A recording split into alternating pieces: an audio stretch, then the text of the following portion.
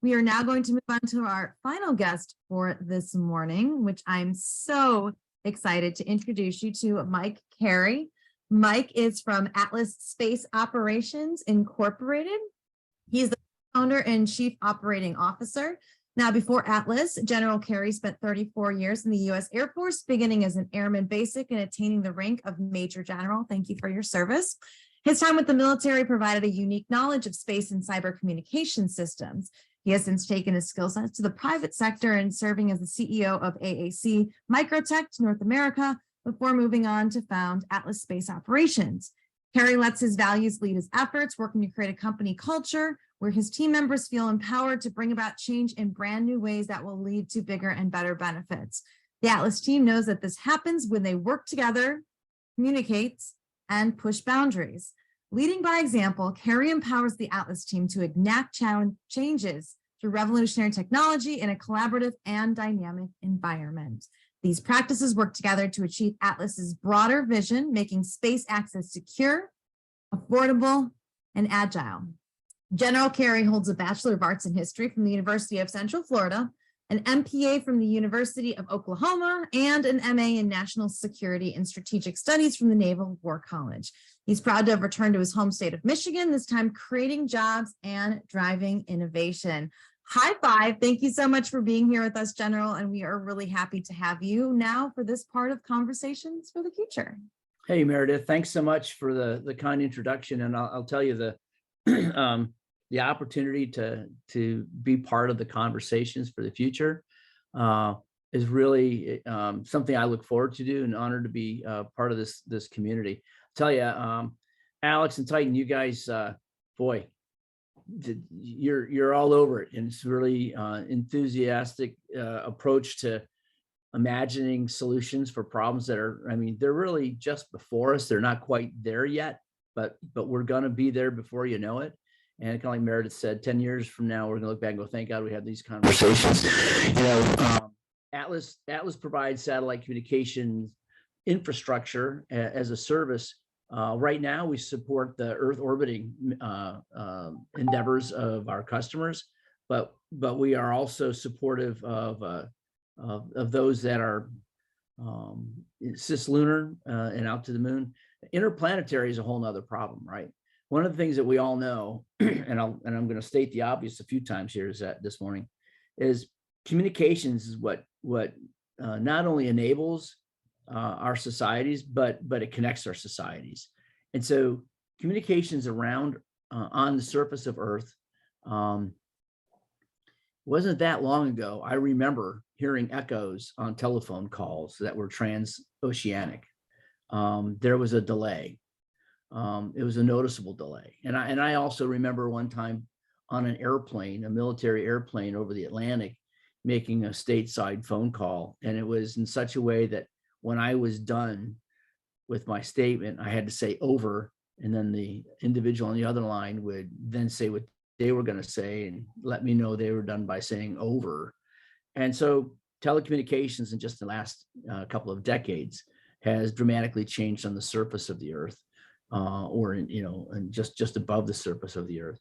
And what we expect now in real time or near real time for spacecraft in low Earth orbit really is taken to a new level. And then there's going to be relay capabilities and optical comms, which dramatically reduce the latency for orbiting spacecraft and people who are in orbit as well. And I think that what we'll find on the moon and then likely Mars, I imagine that it'll be replicated, is comm systems that support the local activity, which will be mirrored, will be mirroring those on Earth, right? So the near real time and real time nature of communication will exist in proximity to Moon or Mars, and it's between those two or three places that the distances, the tyranny of distance really comes to play, right? And so I wonder if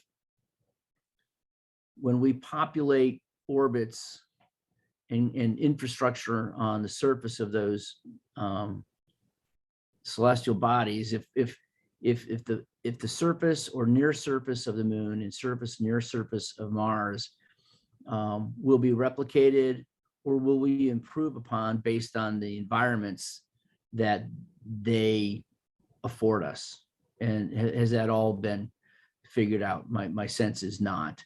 The infrastructure is going to have to withstand different environmental challenges. The atmospheres are different, so the physics of communications will be somewhat different. Some of this has been scoped out, but I don't know that it's been scoped out in the way that will support a burden or a load that's anticipated. So I think that the opportunities for evolving communication models, and I think a mesh or a mix of telecommunication capabilities is going to be forthcoming. I remember somebody not that long ago decrying the value of AM radio. And then I heard somebody at the University of Michigan talk about how AM radio actually can be repurposed and re-engineered to be far more useful. And I got to tell you, AM radio just doesn't pop to the top of my mind when I think about communication systems on Earth. But it's still a thing. It's still a market. It's still a real thing. So does that mean that somewhere out on the moon or on Mars there will be an AM radio station or an FM radio station or something along those lines of a consumer, or are we going to jump directly to a space base or an optical comm, or is it going to be a combination of those things? I guess I'd actually like to ask this community, what do they envision the population, what are the consumers going to be using in the future on Moon or Mars? Does anybody got a Titan or Alex? You got to put on that?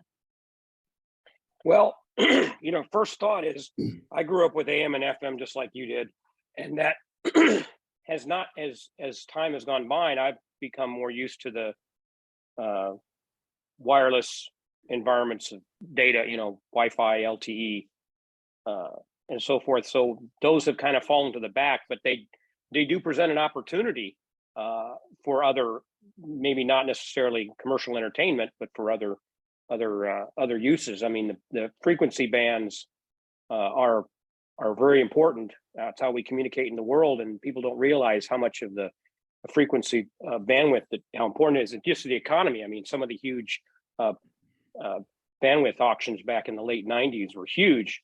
There was a lot of behind the scenes people didn't know about, but for not only commercial use, public use, but also military and other sectors.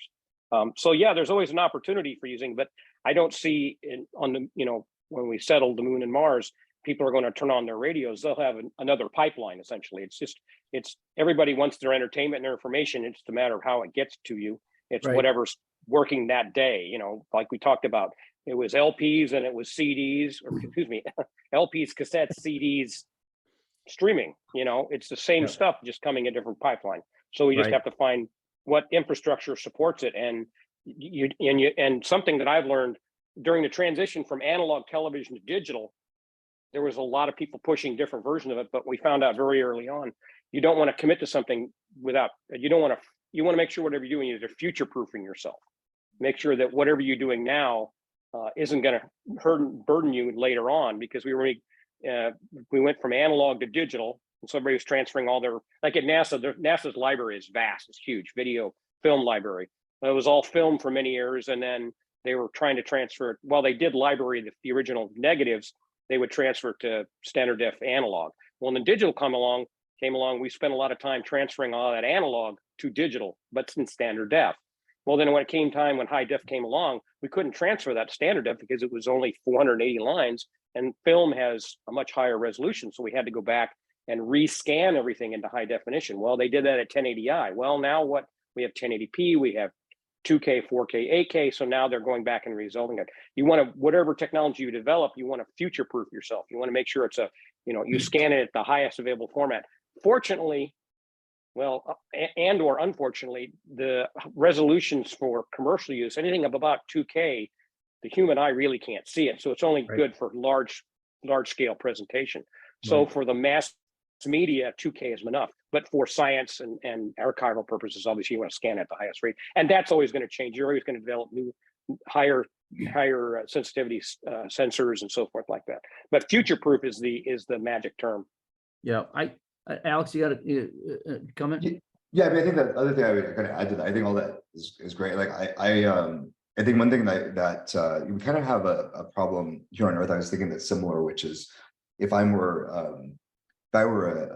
a streaming service, like I was broadcasting live to my audience, right? I wouldn't rely on one channel, like, and they don't, right? So they'll have like, they'll have multiple different internet providers connected to them. Some maybe they have a fiber optic one, a coax one, that they might have like radio. And so all of this is to ensure that, if one cuts out, there's a sort of redundancy, right? And sometimes they'll multiplex and use multiple bandwidth or multiple, so that they can increase their bandwidth, right? So you can imagine that, in space, you wouldn't say, well, I'm just going to rely on this one transmission technology. I'll take all the ones that I can possibly get, right? And try to merge them together to create as big of a pipeline I can get, and one that is as redundant as possible. So I think it'll be interesting, right? I think we'll probably be using technologies that we now think as outdated, but they might be useful, there as sort of like backups or to increase bandwidth. That's kind of where my head's at, frankly. In my business today, right? S band, X band, Ka band, C band, the traditional SATCOM allocations according to the ITU, right? Does the ITU matter on Mars?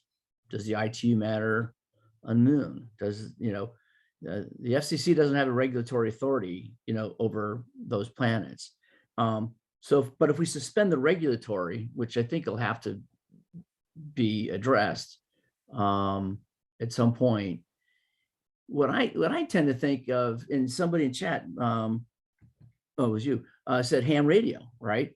So today, if you think of communications, like cell phone goes down, and when I was working at the Pentagon, a hurricane was coming up the East Coast, was going to hit Washington, D.C. for the first time in like a long time. And the chairman asked me, he says, so what kind of comm system do I have? And I explained to him that his survivable communications was basically the nuclear communications network. He goes, no. Like, how do I call the director of operations? I said, you mean when your cell phone system goes down and landlines down? It's sort of, you have to use a sat phone. And so we issued sat phones and generators for a period of time to senior officers, because that was the only survivable means, because, that's what it was. So if you go to, some surface off Earth and you think about proximate communications, like living society on another planet, not just satellites communicating long distance, but society on another planet, I think you really bring back the whole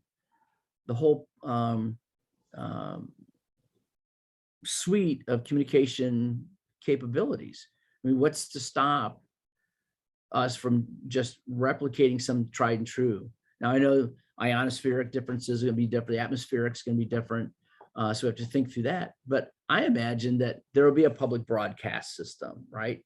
Hey, there's a solar storm coming. Hey, there's a, Mars's red eye storm is, there's weather forecasting on the Moon and on Mars that people are going to have to be aware of, right?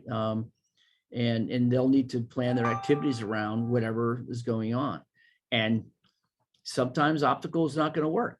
And sometimes we don't need that much data. They don't need that much of a pipe, right, for whatever you're doing. Like mining operations, they use telemetry systems, but they don't use high data. So I think that the whole societal element can bring with us, and maybe we can improve upon the allocation of frequencies, if you will. But, is there an emergency network, and how is that information going to get out? Is there a safety network? What about medical frequencies? You have the opportunity, I think, to create headers for transmissions to preclude them from being disrupted. There's talk of that. There has been talk of that for quite some time.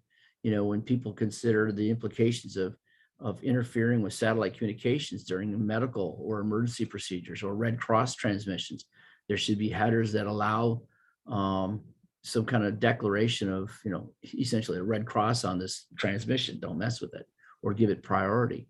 There's an opportunity to re-scheme comm infrastructure. So there's a technical side, right, which I think we've touched on previously, which addresses the latency between planets. But there's also and the thing I think is most interesting is what about communications on the new planet, on the other planet, that connects our societies, but also creates a society in and of itself on Mars or the moon, or name your favorite entity. So we've only got 10 more minutes, Meredith. What would you like to do with the remaining 10 minutes? We could go 100 different directions. Well, what I've loved so far about this is how everyone's just kind of jumping in and the conversations just keep going off of the initial conversations, which is great. I was just asking if anyone has any specific questions for Mike, but I think you bring up some really good points too. And for somebody, you've seen it all. You've worked for the government, you've worked in the private sector. Where do you see most of the success with communications? Do you see it being something that's driven by government, or do you see it being more the private sector kind of figuring out our own ways with communications, especially like you said, on other planets? We know, I know as a meteorologist, the importance of, say, during a hurricane, and knowing that text messages are better ways to communicate with your family versus the phone lines getting tied up. And even the emergency managers I'll talk to will say, tell people, don't keep the phone lines out. You have to have text messages. Do you feel like something like that is going to be crucial for other planets when it comes to communicating? I do. And Meredith, thanks for teeing it up, the softball for me. I genuinely appreciate that. And I say softball because it's something that I thought about a lot. And when you said text messaging, right, and the first thing that came to my mind just prior to that was, if I had a beeper, or I had some type of some notification device, right? For what are those things? They're low bandwidth, they're low energy, but they're effective. So the benefit that we have that our predecessors on Earth did not have is we've seen a cornucopia of communication devices. We've seen them come and go. We've seen, iPhones and sliders back to, Jerry Seinfeld, style mobile phones, right? All the way back to, Alexander Graham Bell and whatnot. So as we go forward, we can pick what's the best device for the environment we're moving into. You get to pick your survival kit. And I think that there's a survival network, then there's a functioning operational, scientific, or business network, and then there's a social network, right? And so right now we use social media for 100 different things. And that may or may not be the best platform. It might be the most efficient, but it might not be the most resilient, right? And so I think what you're going to find, you said government versus, I'll just say non-government, commercial, civil, whatever. I think it'll be a mix. I think that there is a purpose that governments serve. And I don't know that necessarily populating Mars is one of them. Right. Yeah, that's a good point. And so. Oh, go ahead. Sorry. Yeah. So I think that exploration, so for example, NASA, ESA, the space agencies of the world have a mission, but ultimately it's to serve, I believe, humankind as well as national interest. And so those things will drive entities to do things. People are driven, I think, in a more altruistic way. And I also believe that if there's a commercial opportunity, that's a strong driver. And those are the verticals I think that are actually going to push the boundaries to bring capability into, a desire to explore the oceans, a desire to explore frontiers is a human thing. It's not an organizational thing. And I believe that that's what's going to take us to the next level, the next planet.